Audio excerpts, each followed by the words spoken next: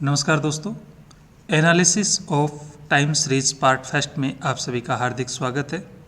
आज की इस क्लास में हम जानेंगे कि टाइम सीरीज है क्या होती है और इसकी क्या इम्पोर्टेंस है, आर्थिक और सामाजिक क्षेत्र में इसकी क्या भूमिका होती है और टाइम सीरीज के कौन कौन से कंपोनेंट्स होते हैं अर्थात इसके संगठक होते हैं और इसमें किस प्रकार से इसका डीकम्पोजिशन किया जाता है अर्थात इसका विघटन किया जाता है या एनालिसिस किया जाता है और इसको मेजरमेंट करने के कौन कौन से मेथड होते हैं उनको भी हम जानेंगे।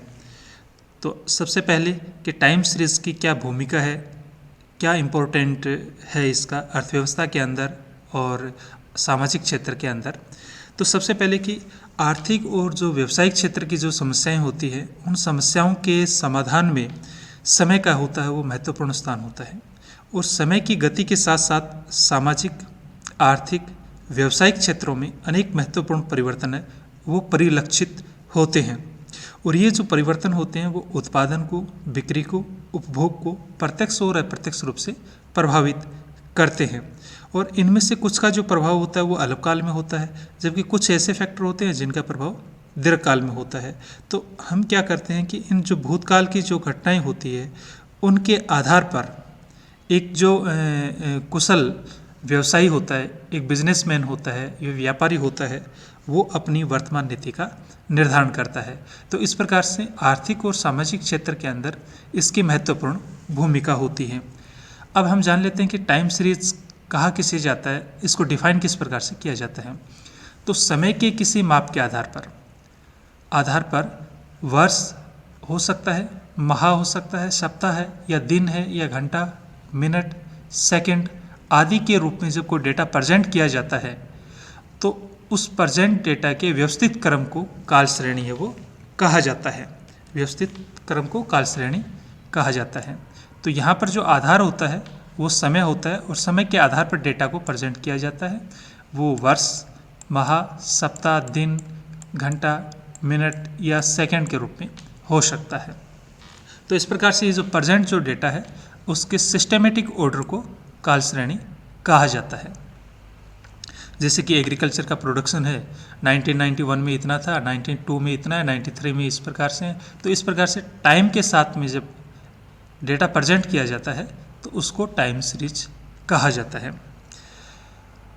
अब टाइम सीरीज एनालिसिस क्या होता है, तो जब हम टाइम सीरीज के जो कंपोनेंट्स जानेंगे और फिर इसका डीकम्पोजिशन जब किया जाता है तो डीकम्पोजिशन का तात्पर्य यही होता है कि टाइम सीरीज को समझना अर्थात उसके जो घटकों को अलग अलग करना और उसके आधार पर निष्कर्ष निकालना। तो वो decomposition he analysis of time series होता है। तो इसको हम इस प्रकार से डिफाइन कर सकते हैं कि समय के आधार पर काल श्रेणी में जो होने वाले जो परिवर्तन है उसके कारणों को ज्ञात करना और उसके प्रभाव का माप करना काल श्रेणी विश्लेषण कहलाता है। कि काल श्रेणी में परिवर्तन है वो कौन कौन से कारणों से हो रहा है और उसका क्या प्रभाव है वो उत्पादन पर या कीमत पर पड़ता है, उसका एनालिसिस करना ही टाइम सीरीज एनालिसिस कहलाता है। अब इसकी इम्पोर्टेंस है वो क्या है। सबसे पहले कि भूतकालीन व्यवहारों की जानकारी, नॉलेज ऑफ पास्ट बिहेवियर। हमें भूतकाल की जो घटनाएं होती हैं उनके बारे में हमें जानकारी मिलती है क्योंकि भूतकालीन घटनाओं के आधार पर ही हम भविष्य की नीतियों का निर्माण कर सकते हैं। भविष्य के बारे में अनुमान लगाना, to forecast the future behaviour. हम भूतकाल की घटनाओं के आधार पर भविष्य में क्या कितना उत्पादन होगा या कितनी बिक्री होगी, तो उसके आधार पर हम अपने जो प्रॉफिट है उसको हम मैक्सिमाइज कर सकते हैं और जो हानि है उसको हम मिनिमम कर सकते हैं। व्यापार चक्र का अनुमान लगाना कि अर्थव्यवस्था में तेजी और मंदी के संबंध में हम टाइम सीरीज के आधार पर अनुमान लगा सकते हैं जिससे हम अपना जो प्रॉफिट है वो मैक्सिमम कर सकते हैं और हानि को कम से कम किया जा सकता है। नेक्स्ट जो इसका इम्पोर्टेंस है कि दो या दो से अधिक समग्र श्रेणियों की तुलना कर सकते हैं। हमारे पास दो कंपनियों के डेटा है या दो फैक्ट्रीज के डेटा है, प्रोडक्शन के है, तो हम टाइम सीरीज के आधार पर उनको कंपेयर कर सकते हैं कि कौन सी फैक्ट्री का जो प्रोडक्शन है वो अधिक तर्कसंगत है, तो ये टाइम सीरीज के आधार पर किया जा सकता है। आर्थिक और सामाजिक क्षेत्र में जो परिवर्तन होते हैं उनका अध्ययन करने में भी टाइम सीरीज को हम काम में लेते हैं। आर्थिक क्षेत्र के भी होते हैं और सामाजिक क्षेत्र के जो भी परिवर्तन होते हैं समय के आधार पर है, उनका हम मेजरमेंट भी कर सकते हैं, एनालिसिस भी किया जा सकता है और सभी के लिए उपयोगी है। टाइम सीरीज न केवल उद्योगपति के लिए या व्यापारी के लिए ही महत्वपूर्ण नहीं है, बल्कि प्रत्येक क्षेत्र के व्यक्ति के लिए महत्वपूर्ण है। उसमें विद्यार्थी भी हो सकता है, उसके अंदर उपभोक्ता भी हो सकता है, किसान भी हो सकता है और एक प्रशासक भी हो सकता है। तो उन सभी के लिए ये टाइम सीरीज है वो महत्वपूर्ण भूमिका निभाती है, जिसमें वो भूतकाल की घटनाओं के आधार पर भविष्य के संबंध में अनुमान लगा सकते हैं और अपने होने वाले जो हानि है या रिस्क है उसको कम से कम कर सकते हैं और प्रॉफिट को वो मैक्सिमाइज कर सकते हैं। इसके बाद में हम जान लेते हैं कि टाइम सीरीज के कौन कौन से कंपोनेंट्स होते हैं। कंपोनेंट या संगठक या घटक उसको कहा जा सकता है जिनसे टाइम सीरीज प्रभावित होती है। तो इसमें जो मुख्य रूप से 3 होते हैं, कुल मिलाकर के इसके 4 घटक होते हैं। किस प्रकार से? पहला जो घटक जिसको कहा जाता है लॉन्ग टर्म फ्लैक्चुएशंस या सेकुलर ट्रेंड जिसको कहा जाता है कि दीर्घकालीन उच्चावचन या उपनति या प्रवृत्ति इसको कहा जा सकता है। दूसरा जो होता है शॉर्ट टर्म फ्लैक्चुएशंस जिसको कहा जाता है, जो अल्पकालीन उच्चावचन होते हैं। तीसरा जो कंपोनेंट्स होता है जिसको इर्रेगुलर फ्लैक्चुएशंस कहा जाता है, अनियमित उच्चावचन कहा जाता है। शॉर्ट टर्म जो फ्लैक्चुएशन होते हैं वो 2 प्रकार के होते हैं। पहला सीजनल फ्लैक्चुएशंस या सीजनल वेरिएशन भी जिसको कहा जाता है, अर्थात मौसमी उच्चावचन या विचरण जिसको कह सकते हैं। और शॉर्ट टर्म फ्लैक्चुएशंस का जो दूसरा जो है वो है साइक्लिकल फ्लैक्चुएशंस, अर्थात चक्रीय उच्चावचन जिसको कहा जाता है। इनके संबंध में विस्तार से नेक्स्ट स्लाइड में इनको समझने का प्रयास करेंगे। तो कंपोनेंट्स की जब हम बात करते हैं तो कैटेगरी के आधार पर हमने 3 रूप में इसको डिवाइड किया है, लॉन्ग टर्म, शॉर्ट टर्म और इरेगुलर है। और कुल जब घटकों की बात होती है तो हम कह सकते हैं कि secular trend, seasonal fluctuation, cyclical fluctuation और इरेगुलर फ्लैक्चुएशन। तो कुल मिलाकर के 4 इसमें फ्लैक्चुएशन हो जाते हैं। अब एक एक कंपोनेंट्स को हम समझ लेते हैं। सबसे पहले हम लॉन्ग टर्म या सेकुलर ट्रेंड किसे कहा जाता है। तो काल श्रेणी के जो प्रभावित करने वाले कारक हैं उनको ही कंपोनेंट्स कहा जाता है। और ये जो कंपोनेंट्स में पहला जो है लॉन्ग टर्म या सेकुलर ट्रेंड या लॉन्ग टर्म फ्लैक्चुएशंस जिसको कहा जा सकता है कि दीर्घकालीन प्रवृत्ति या उपनति जिसको कहा जाता है। ये क्या होता है कि काल श्रेणी में लंबे समय तक बढ़ने या जो घटने की जो सामान्य जो प्रवृत्ति होती है उसको दीर्घकालीन प्रवृत्ति कहा जाता है। लॉन्ग टर्म तक होता है, ये 10-12 साल से अधिक होता है, क्योंकि 10 से 12 साल तक का वो शॉर्ट टर्म में ही शामिल होता है। तो इससे जो अधिक का होता है तो उसको हम दीर्घकालीन प्रवृत्ति या उपनति कहा जाता है।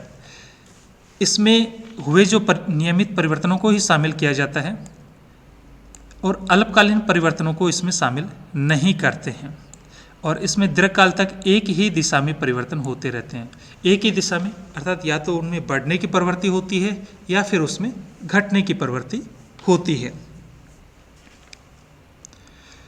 एग्जाम्पल के रूप में कि जैसे मृत्यु दर और जनसंख्या वृद्धि दर में हम देखते हैं कि निरंतर कमी की प्रवृत्ति है देश के अंदर है। और ये किस कारण से? शिक्षा और स्वास्थ्य सेवाओं में सुधार के कारण से इनमें निरंतर कमी की प्रवृत्ति है। तो यह एक ट्रेंड है जो कि इनमें कमी की प्रवृत्ति को बताता है। हाँ, किसी एक वर्ष विशेष के अंदर है वो मृत्यु दर अधिक हो सकती है या जनसंख्या वृद्धि दर अधिक हो सकती है, लेकिन हम लंबे समय का एक ट्रेंड देखें तो इसमें कमी की प्रवृत्ति होती है, अर्थात गिरावट की प्रवृत्ति होती है इसमें। इसी प्रकार से और एग्जाम्पल हम इसमें देख सकते हैं। अगर हम खाद्यान्न उत्पादन की बात करते हैं तो खाद्यान्न उत्पादन में भी क्या होता है कि निरंतर बढ़ने की प्रवृत्ति होती है। और ये जो बढ़ने की प्रवृत्ति है वो कंटिन्यू इसमें होती है। हाँ, किसी वर्ष विशेष के अंदर इसमें भी कमी हो सकती है। और उसका कारण क्या होता है? जैसे बाढ़ हो या अनावृष्टि है या प्राकृतिक प्रकोपों की वजह से इसमें कमी हो सकती है। लेकिन नियमित रूप से तकनीकी में सुधार होने की वजह से, सिंचाई का क्षेत्र बढ़ने से, ट्रांसपोर्ट की सुविधा होने की वजह से, मार्केटिंग की फैसिलिटी होने की वजह से और किस्म नियंत्रण अर्थात क्वालिटी में इम्प्रूवमेंट होने से खाद्यान्नों का जो उत्पादन है वो निरंतर उनमें बढ़ने की प्रवृत्ति होती है। जो ट्रेंड होता है वो बढ़ने का ही होता है। तो ये जो लॉन्ग टर्म की प्रवृत्तियाँ होती है तो उसको हम लॉन्ग टर्म फ्लैक्चुएशंस या सेकुलर ट्रेंड इनको कहा जाता है। अल्पकालीन उच्चावचन या शॉर्ट टर्म फ्लैक्चुएशंस काल श्रेणी में अल्पकाल में जो होने वाले जो परिवर्तन होते हैं, अल्पकाल में जो परिवर्तन होते हैं उनको अल्पकालीन उच्चावचन कहा जाता है। और यह जो उच्चावचन है वो लॉन्ग टर्म की अपेक्षा अर्थात उसकी तुलना में अधिक या तो तीव्र हो सकते हैं या साधारण भी हो सकते हैं, वो अल्पकालीन उच्चावचन होते हैं। और अल्पकालीन जो उच्चावचन होते हैं वो दो प्रकार के हो सकते हैं और ये रेगुलर होते हैं। दो प्रकार के, जिसमें एक सीजनल हो सकता है या फिर साइक्लिकल हो सकते हैं।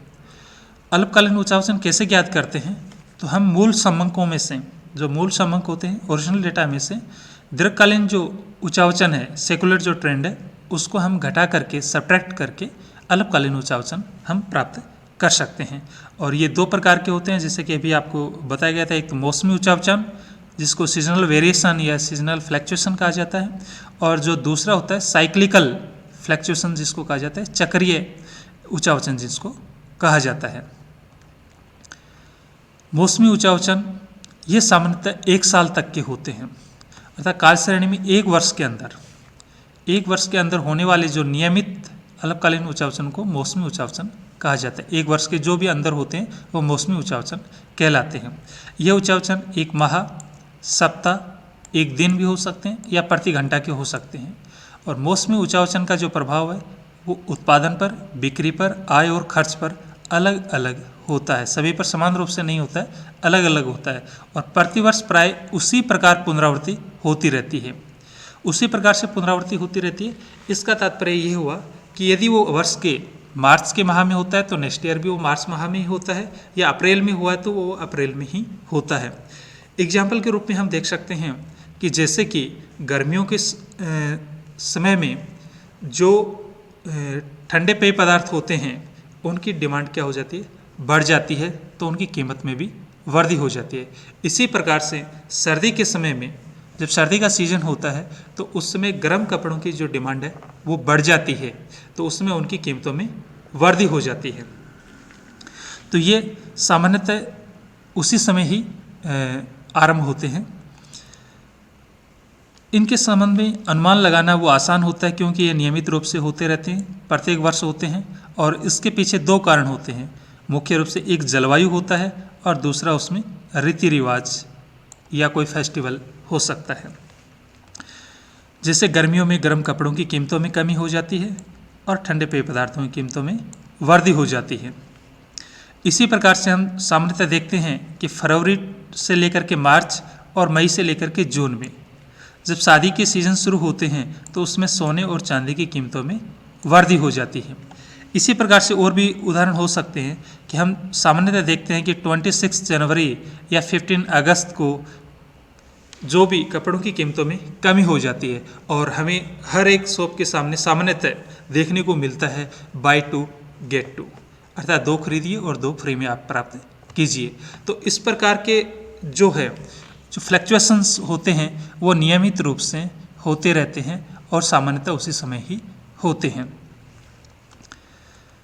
इसके बाद दूसरे जो फ्लैक्चुएशंस होते हैं जिसको साइक्लिकल फ्लैक्चुएशन कहा जाता है, और साइक्लिकल फ्लैक्चुएशन भी होते हैं वो शॉर्ट टर्म फ्लैक्चुएशन का ही एक पार्ट होते हैं, लेकिन इनका जो टाइम पीरियड होता है वो 1 साल से अधिक का होता है और सामान्यतः ये 3 साल से लेकर के 10 से 12 वर्ष तक के होते हैं। नियमित होते हैं, रेगुलर होते हैं और इनकी अवधि 1 वर्ष से अधिक होती है। ये व्यापार चक्र के कारण उत्पन्न होते हैं। सामान्यतः ये व्यापार चक्र के कारण उत्पन्न होते हैं जो मुद्रा प्रसार या संकुचन के कारण हो सकते हैं। इसका प्रभाव जो होता है वो उत्पादन, बिक्री, कीमत, मजदूरी, आय एवं खर्च सभी पर होता है। जबकि सीजनल जो वेरिएशन होते थे उनमें उत्पादन, बिक्री, कीमत पर प्रभाव जरूर होता था, लेकिन सब पर अलग अलग होता है।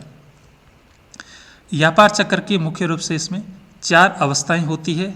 वो 4 अवस्थाएं कौन कौन सी होती है?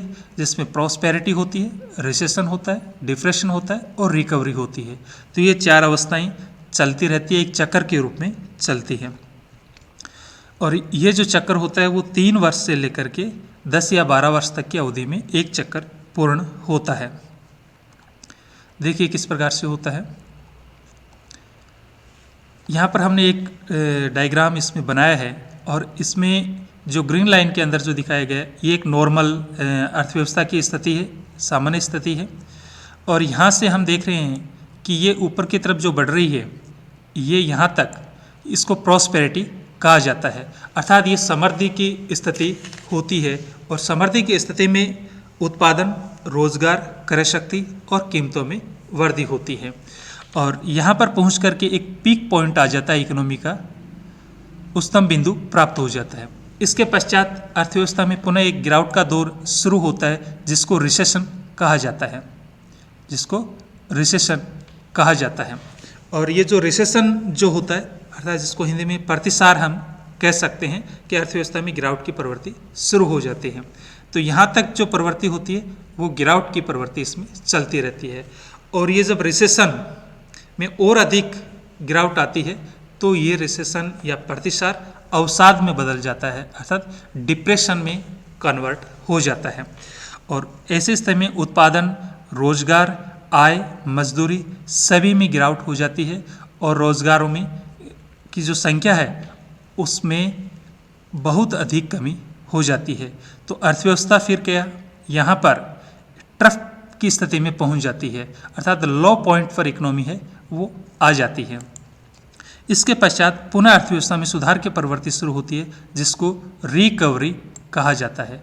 तो ये रिकवरी की स्थिति जिसको पुनरुत्थान कहा जाता है। तो इसमें जो 4 अवस्थाएं होती है, जो 4 इसमें मुख्य रूप से फेज होती है, प्रॉस्पेरिटी, फिर रिसेशन, फिर डिप्रेशन या रिकवरी, या इसको कह सकते हैं कि ये समृद्धि की अवस्था है। इसके बाद में प्रतिसार की अवस्था होती है, फिर इसमें अवसाद की स्थिति होती है, फिर इसमें पुनरुत्थान की स्थिति शुरू हो जाती है। इसी प्रकार से ये एक चक्र यहाँ तक पूर्ण होता है, फिर इसमें दूसरा चक्कर है वो शुरू होता है। और ये जो दूसरा चक्कर है जो कि यहाँ से वापस पुनः शुरू हो जाता है, जिसमें प्रॉस्पेरिटी, फिर रिसेशन, फिर डिप्रेशन और फिर यहाँ से रिकवरी की स्थिति हो जाती है। फिर तीसरा चक्कर यहाँ पर प्रॉस्पेरिटी, फिर वापस वही प्रवृत्ति आगे तक चलती रहती है।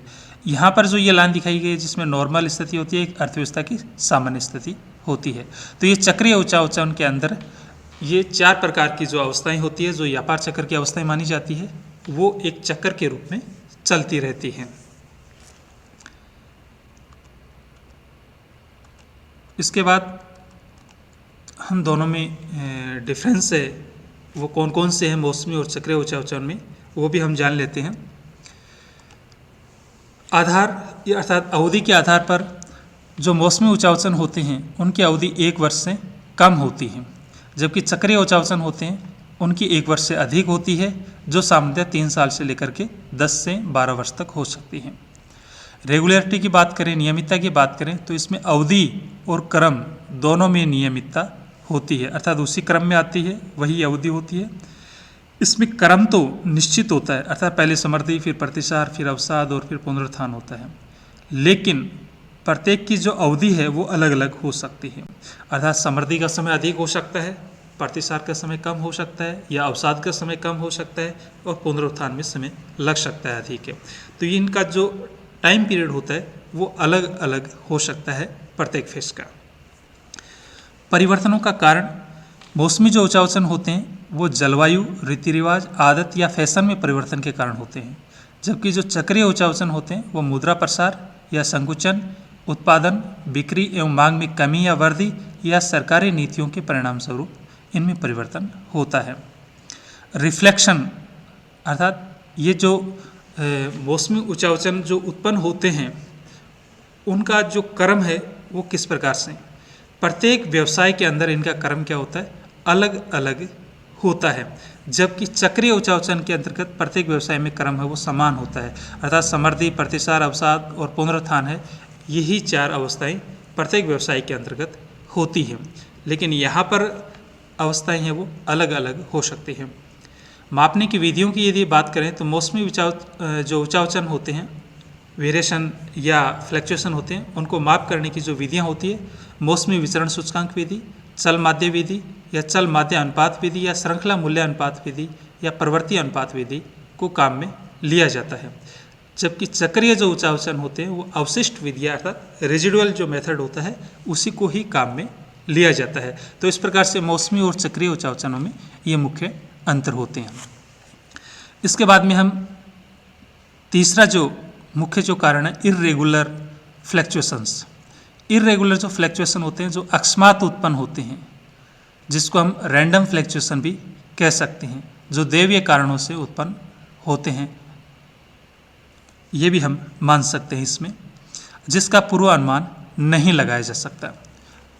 अर्थात जो आकस्मिक कारणों से उत्पन्न होते हैं तो इसलिए इनको आकस्मिक उचावचन या अनियमित या देव उचावचन कहा जाता है। इनका कोई क्रम नहीं होता है, ये नियमित नहीं होते हैं, इसलिए इनको अनियमित उचावचन कहा जाता है। ये उत्पन्न होने का कारण होता है युद्ध की परिस्थितियाँ हो सकती हैं कि यदि युद्ध उत्पन्न होता है तो ऐसी स्थिति में वस्तुओं की कीमतों में क्या हो जाती है, वृद्धि हो जाती है, या बाढ़ की स्थिति होती है, या भूकंप की स्थिति होती है, या अकाल होता है, या चुनाव होता है, या हड़ताल या कोई आंदोलन होता है। आंदोलन के रूप में जैसे अभी हम किसान आंदोलन की बात करें तो जहाँ किसान आंदोलन हो रहा है वहाँ पर वस्तुओं और सेवाओं की कीमतों में वृद्धि हो सकती है। इसी प्रकार से महामारी की अगर हम बात करें तो वर्तमान में जैसे कि कोविड-19 है, और कोविड-19 की वजह से हमने देखा है कि सैनिटाइज़र और मास्क है उनकी कीमतों में वृद्धि हुई। जब लॉकडाउन लगाए गए तो खाद्यान्न पदार्थ हैं उनकी कीमतों में भी वृद्धि हुई। तो ये जो फ्लैक्चुएशन जो आते हैं इनका अनुमान लगाना संभव नहीं होता है, अर्थात हम इनका अनुमान नहीं लगा सकते क्योंकि ये रेगुलर फ्लैक्चुएशन नहीं होते हैं, ये अकस्मात उत्पन्न होते हैं, इसलिए इनको इर्रेगुलर या रैंडम फ्लैक्चुएशन कहा जाता है। इसके बाद में डीकम्पोजिशन किस प्रकार से किया जाता है टाइम सीरीज का, और टाइम सीरीज का डीकम्पोजिशन करना ही एनालिसिस ऑफ टाइम सीरीज कहलाता है। अर्थात काल श्रेणी के जो संगठक हैं, जो मुख्य रूप से जो 4 संगठक थे, उनको अलग अलग करके उनका अध्ययन करना काल श्रेणी का विश्लेषण या विघटन कहलाता है। और काल श्रेणी के संगठनों का विघटन है वो 2 मॉडल के आधार पर हम करते हैं। निदर्शनों का तात्पर्य मॉडल्स, तो हम 2 मॉडल के आधार पर करते हैं। 2 मॉडल में एक एडिटिव मॉडल आएगा, इसके अंदर योगात्मक होगा, और दूसरा इसमें गुणात्मक मॉडल होगा। तो ये जो योगात्मक या एडिटिव मॉडल है ये क्या होता है, इसमें मूल जो समंक होते हैं वो चारों संगठकों का योग होता है। चारों संगठक कौन कौन से होते हैं, जिसमें ट्रेंड, सीजनल, साइक्लिकल और इर्रेगुलर फ्लैक्चुएशन होते हैं। इन चारों का जो योग होता है वो योगात्मक निदर्श कहलाता है।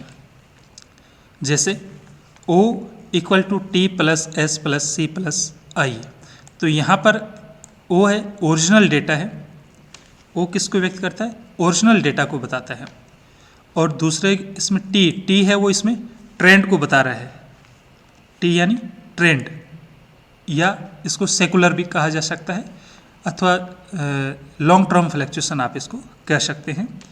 S जो कि सीजनल मौसमी जो उचावचन है उसको बताता है, C अर्थात साइक्लिकल को बताता है, चक्रीय उचावचन को बताता है, और I इर्रेगुलर फ्लैक्चुएशंस होते हैं। इन चारों का जो योग है वो ओरिजिनल डेटा या मूल समंक के बराबर होता है। तो योगात्मक के अंदर क्या होते हैं, इन चारों संगठकों का जो योग होता है वो योगात्मक निदर्श कहलाता है। दूसरा जो इसके अंदर मॉडल आता है गुणात्मक निदर्श, जिसको कहा जाता है मल्टीप्लिकेटिव मॉडल भी जिसको कहा जाता है। इसमें मूल समंक होते हैं वो चारों संगठकों का गुणनफल होता है। ओ जो होता है वो चारों जो संगठक होते हैं, कंपोनेंट्स होते हैं, उनका गुणनफल होता है, इसलिए इसको गुणात्मक निदर्श या मल्टीप्लिकेटिव मॉडल कहा जाता है। और जिस संगठक को हमें ज्ञात करना है, ट्रेंड को यदि हमें ज्ञात करना है तो हम क्या करेंगे, ओरिजिनल डेटा के अंदर जो शेष कंपोनेंट्स होते हैं उनका हम भाग लगा देते हैं, तो हमें ट्रेंड के बारे में जानकारी मिल जाएगी। इसी प्रकार से हमें सीजनल वेरिएशन कैलकुलेट करना है तो हम ओरिजिनल डेटा के अंतर्गत क्या करेंगे, ट्रेंड का साइक्लिकल और इरेगुलर से डिवाइड कर देंगे तो हमें सीजनल वेरिएशन प्राप्त हो जाएगा। तो इसका जो फॉर्मूला होता है O equal to T into S into C into I होता है, और जो भी हमें कैलकुलेट करना होता है उसको छोड़ करके शेष का हम O के अंदर भाग लगा देते हैं, ओरिजिनल डेटा में भाग लगा देंगे तो हमें वो वेरिएशन प्राप्त हो जाता है। तो इस प्रकार से चारों जो संगठक होते हैं, कंपोनेंट्स होते हैं, उनको अलग अलग करना, डिकम्पोजिशन करके और अध्ययन करना, एनालिसिस करना काल श्रेणी विश्लेषण कहलाता है। इसमें उपनति को मूल समकों की इकाई में व्यक्त किया जाता है और जो शेष संगठक होते हैं उनको हम अनुपात के रूप में व्यक्त किया जाता है, जबकि योगात्मक निदर्श जो एडिटिव मॉडल है उसमें सभी मूल समकों की इकाई में ही व्यक्त किए जाते थे। तो ये भी दोनों में एक महत्वपूर्ण अंतर है। अब इसके जो दोनों में जो अंतर है उसको भी हम एक टेबल के द्वारा समझ लेते हैं। कई बार विश्वविद्यालय की परीक्षाओं में क्वेश्चन पूछा जाता है। तो दोनों में क्या डिफरेंस होता है, मूल मान्यता के आधार पर कि योगात्मक के अंतर्गत मूल समक होते हैं वो चारों संगठकों का इसमें योग होता है, चारों संगठकों का योग होता है, जबकि इसमें चारों संगठनों का गुणनफल होता है गुणात्मक में। इकाई की बात करें तो सभी संगठक मूल समकों की इकाई में ही व्यक्त किए जाते हैं, लेकिन गुणात्मक में उपनति अर्थात जो दीर्घकालीन जो प्रवृत्ति है वो मूल समकों की इकाई में व्यक्त की जाती है और शेष जो संगठक होते हैं वो अनुपात के रूप में व्यक्त किए जाते हैं। अगर स्वतंत्रता की बात करें तो सभी संगठकों को एक दूसरे से स्वतंत्र माना जाता है और इसमें जो सभी संगठक होते हैं वो एक दूसरे से स्वतंत्र नहीं होते हैं। उपनति का या मौसमी परिवर्तनों का प्रभाव की अगर हम बात करें तो इसमें उपनति के घटने या बढ़ने का प्रभाव मौसमी परिवर्तनों पर नहीं होता है, जबकि गुणात्मक निदर्श के अंदर उपनति के घटने या बढ़ने का प्रभाव है वो मौसमी परिवर्तनों पर होता है। तो चार इनमें मुख्य रूप से अंतर होते हैं। धन्यवाद दोस्तों। नेक्स्ट क्लास में टाइम सीरीज को मेजरमेंट करने की जो विधियां हैं उन पर हम चर्चा करेंगे और उसमें सबसे पहला मेथड होगा वो लॉन्ग टर्म या सेकुलर ट्रेंड को मेजरमेंट करने के कौन कौन से मेथड है उनकी विस्तार से हम चर्चा करेंगे। धन्यवाद।